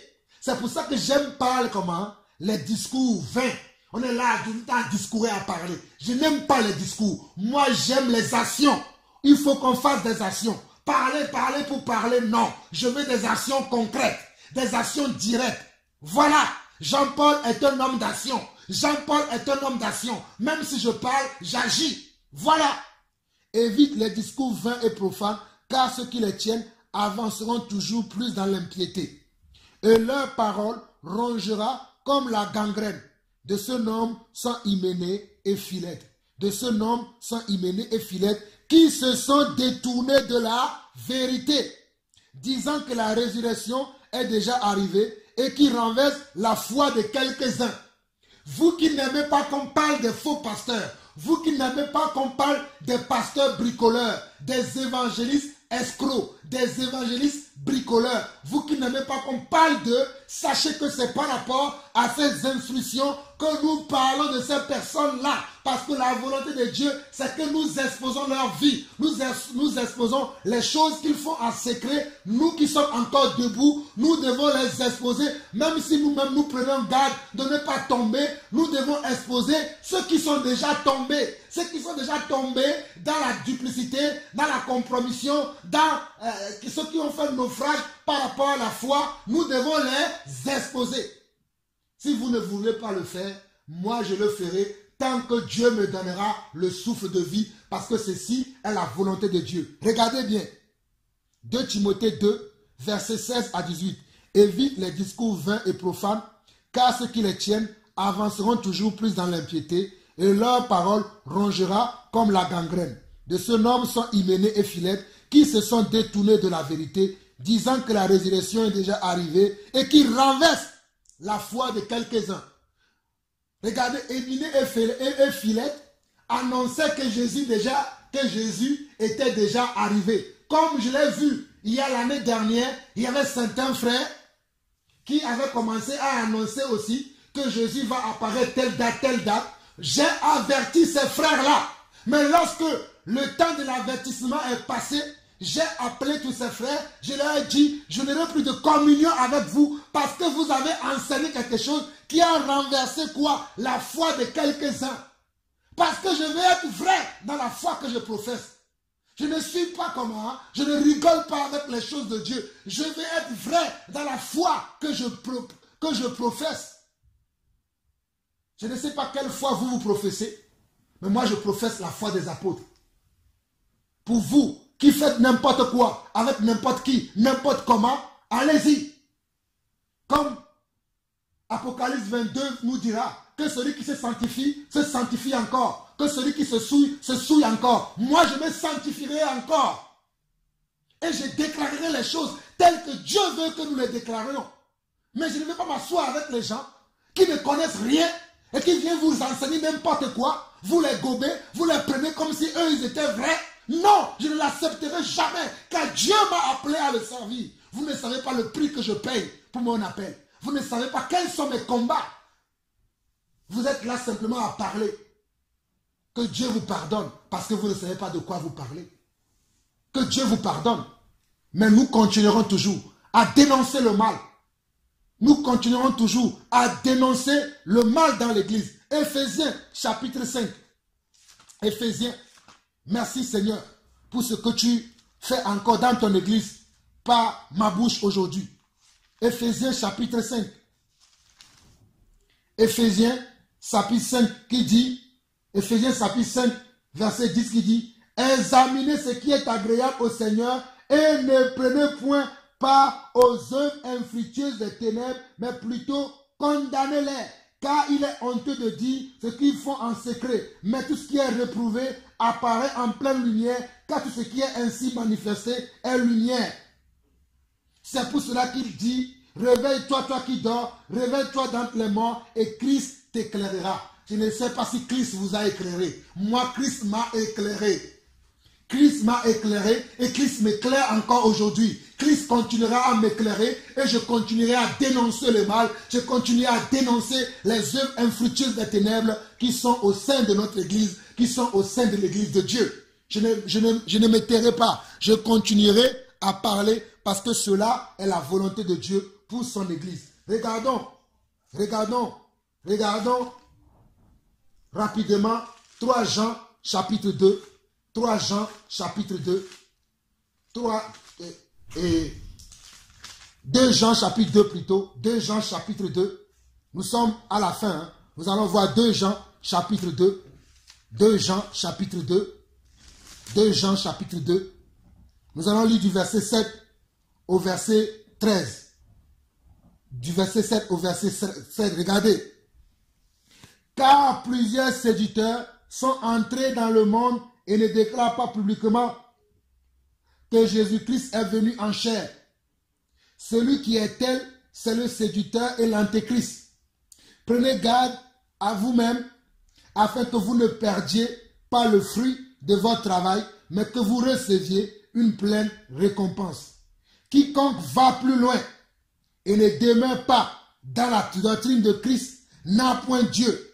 Celui qui demeure dans cette doctrine a le Père et le Fils. Si quelqu'un vient à vous et n'apporte pas cette doctrine, ne le recevez pas dans votre maison et ne lui dites pas salut, car celui qui lui dit salut participe à ses mauvaises œuvres.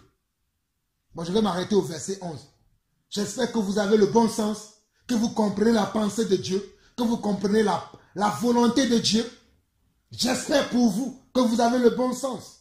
Regardez bien, je relis encore pour vous. Nous sommes dans l'épître, le deuxième épître de Jean, l'apôtre qui a marché avec Jésus. Voici ce que lui il dit. Et c'est ce que lui il dit que moi j'accepte. C'est ce que moi je vais pratiquer. Peu importe vos commentaires, peu importe vos façons de voir les choses. Moi je reste figé sur l'apôtre Jean, l'apôtre Paul. Je reste figé sur ces personnes-là. Parce que c'est eux qui ont la vérité. Vous n'avez pas la vérité. C'est eux qui ont la vérité. Regardez ce que ces hommes disent. Nous sommes dans 2 Jean et nous lisons du verset 7 au verset 11. Car plusieurs séducteurs sont entrés dans le monde et ne déclarent pas publiquement que Jésus-Christ est venu en chair. Celui qui est tel, c'est le séducteur et l'antéchrist. Prenez garde à vous-même afin que vous ne perdiez pas le fruit de votre travail, mais que vous receviez une pleine récompense. Quiconque va plus loin et ne demeure pas dans la doctrine de Christ n'a point Dieu. Celui qui demeure dans cette doctrine a le Père et le Fils. Si quelqu'un vient à vous et n'apporte pas cette doctrine, ne le recevez pas dans votre maison et ne le dites pas salut, car celui qui lui dit salut participe à ses mauvaises œuvres. Celui qui dit salut à de tels hommes fait quoi? Participe aux mauvaises œuvres. Donc vous comprenez, ma rigueur dans ces choses, on ne rigole pas avec les choses de Dieu. 3 Jean, juste le passage à côté, tournez juste la page et vous allez tomber sur 3 Jean. 3 Jean, 3 Jean, nous lisons 3 Jean. 3 Jean, nous lisons le verset 9 au verset 12. Nous lisons le verset 9 au verset 12. On dit, j'ai écrit quelques mots à l'église, mais Diotrephe, qui aime à être le premier parmi eux, ne nous reçoit point. Diotrephe, il y en a beaucoup qui ont aujourd'hui l'esprit de Diotrephe. Mais Diotrephe, qui aime à être le premier parmi eux, ne nous reçoit point. C'est pourquoi, si je vais, je rappellerai les actes qu'il commet. Est-ce que l'apôtre dit ici que si je vais dans l'église, je vais cacher les actes que Diotrephe commet? C'est ce qu'il a dit. Il a dit, je rappellerai les actes qu'il commet en tenant compte nous de méchants propos. Non content de cela, il ne reçoit pas les frères et ceux qui voudraient le faire, il les empêche et les chasse de l'église. C'est la même chose que nous vivons aujourd'hui. Il y a des gens qui ne reçoivent pas nos messages, ils ne reçoivent pas notre évangile, l'évangile de Jésus-Christ crucifié, scandale pour les juifs et pour les païens, ils ne reçoivent pas cet évangile-là et ils vont créer des troubles afin que vous ne recevez pas l'évangile que nous vous annonçons. Mais vous devez être sage pour savoir qui vous devez suivre. Est-ce que vous devez nous suivre ou bien suivre ces faux pasteurs, ces pasteurs bricoleurs, ces méchants serviteurs de Dieu? Si c'est eux que vous devez suivre ou si c'est nous, jugez en vous-même. Jugez en vous-même qui vous devez suivre.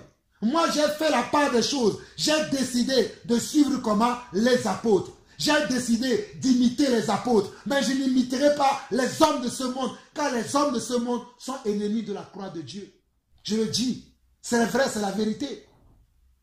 Verset 10. C'est pourquoi, si je vais, je rappellerai les actes qu'il commet, en tenant compte nous de méchants propos. Non content de cela, il ne reçoit pas les frères, et ceux qui voudraient le faire, il les en empêche et les chasse de l'église. Bien-aimé, n'imite pas le mal, mais le bien. Celui qui pratique le bien est de Dieu. Celui qui fait le mal n'a point vu Dieu. Regardez, on nous dit bien-aimé, n'imite pas le mal.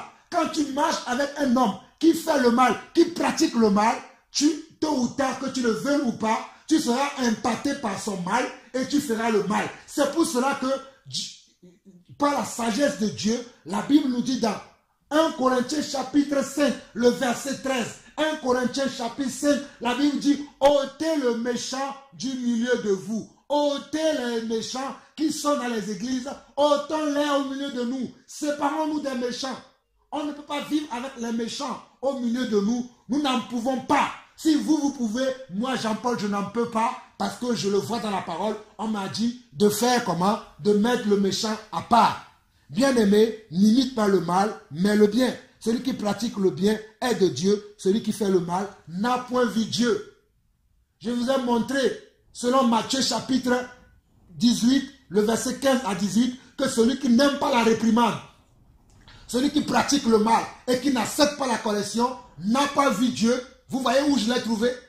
Je l'ai trouvé dans la parole. Ce sont des païens. Regardez encore. Gardez ces versets en tête. 3 Jean, le verset 11. 3 Jean, le verset 11. Celui qui fait le mal n'a point vu Dieu. Il fait le mal. On le reprend. On le corrige. Il ne veut pas accepter. Il n'a pas vu Dieu. C'est un païen. Je finis dans 2 Thessaloniciens. 2 Thessaloniciens, le dernier passage qu'on va voir. 2 Thessaloniciens, 2 Thessaloniciens, 2 Thessaloniciens, 2 Thessaloniciens, chapitre 2. Nous allons lire à partir du verset 6. 2 Thessaloniciens, c'est là où nous finissons l'enseignement aujourd'hui. 2 Thessaloniciens 6, 2 Thessaloniciens 3, le verset 6 jusqu'au verset 15. 2 Thessaloniciens chapitre 3, le verset 6 au verset 15, et nous finissons par là aujourd'hui. Nous vous recommandons, frères, au nom de notre Seigneur Jésus-Christ, de vous éloigner. Éloignons-nous de tout frère qui vit dans le désordre. Vous comprenez pourquoi je me suis séparé de beaucoup de frères? Parce qu'ils vivent dans le désordre. Je n'aime pas le désordre parce que Dieu ne m'a pas donné un esprit de désordre, mais un esprit d'ordre. Et j'aime l'ordre. Là où il y a le désordre, je ne me sens pas à l'aise. J'ai besoin de prendre de recul lorsque je vois le désordre. Dit, nous vous recommandons, frères, au nom de notre Seigneur Jésus-Christ, de vous éloigner de tout frère qui vit dans le désordre, et non selon les instructions que vous avez reçues de nous. Tout frère, toutes les recommandations que vous recevez de moi, je dirais moi, parce que je ne connais pas les autres évangiles que vous écoutez, mais au moins toutes les recommandations que vous recevez de moi, parce que j'estime que Dieu m'a fait une grâce. J'ai reçu une grâce de la part de Dieu. Beaucoup d'entre vous, vous le reconnaissez parce que vous me témoignez de l'amour, vous me témoignez votre joie lorsque je partage avec vous. Donc, toutes les recommandations que vous recevez de moi, mettez-les en pratique. Je le dis encore, mettez-les en pratique. Ok, verset 7. Vous savez vous-même comment il faut nous imiter, car nous n'avons pas vécu parmi vous dans les désordres. Nous n'avons pas mangé gratuitement le pain de personne, mais dans le travail et dans la peine, nous avons été nuit et jour à l'œuvre pour n'être à la charge d'aucun de vous. Ce n'est pas que nous n'ayons le droit, mais nous avons voulu vous donner en nous-mêmes un modèle à imiter. Car lorsque nous étions chez vous, nous vous disions expressément, si quelqu'un ne veut pas travailler, qu'il ne mange pas non plus. Nous apprenons cependant qu'il y en a parmi vous quelques-uns qui vivent dans les désordres, comme j'apprends aussi parfois quelques-uns qui vivent dans les désordres dans certains milieux, dans certaines églises, même dans certaines églises de maison, il y a du désordre. Frères, mes frères et sœurs, qu'on ne vous trompe pas. Ce n'est pas parce que les gens prient dans les maisons aujourd'hui qu'il n'y a pas de désordre, qu'il n'y a pas de faux prophètes, qu'il n'y a pas des choses honteuses qui se font. Même dans les maisons, j'ai vu les désordres. Je vous le dis encore. Même dans les maisons, j'ai vu les désordres. Faites attention là où vous priez. Faites attention à vos conducteurs. Voyez si vos conducteurs se conduisent vraiment selon la parole, parce qu'il y en a parmi eux qui sont des bricoleurs, qui n'ont pas reçu l'appel de Dieu, qui n'ont pas reçu le OK de Dieu, qui n'ont pas entendu Dieu leur dit c'est bon, allez-y, mais qu'ils ont commencé à servir Dieu et ils servent Dieu comment? Dans la médiocrité. Faites attention à de tels serviteurs de Dieu. Je vous le dis, faites attention à de tels serviteurs de Dieu. On ne peut pas servir Dieu avec la médiocrité. On doit servir Dieu comment? Dans la discipline et comment? Et dans l'ordre. Nous apprenons cependant, nous sommes dans 2 Thessaloniciens chapitre 3, nous sommes au verset 11. Nous apprenons cependant qu'il y en a parmi vous quelques-uns qui vivent dans le désordre, qui ne travaillent pas, mais qui s'occupent de futilité. Nous invitons ces gens-là et nous les exhortons par le Seigneur Jésus-Christ à manger leurs propres mains en travaillant paisiblement. Pour vous, frères, ne vous laissez pas de faire le bien. Pour vous, frères, ne vous lassez pas de faire le bien. Si quelqu'un n'obéit pas à cette lettre que nous vous disons, regardez bien le verset 14. Et si quelqu'un n'obéit pas à cette lettre que nous disons, à ce que nous disons par cette lettre, notez-le et n'ayez point de relation avec lui, afin qu'il éprouve de la honte.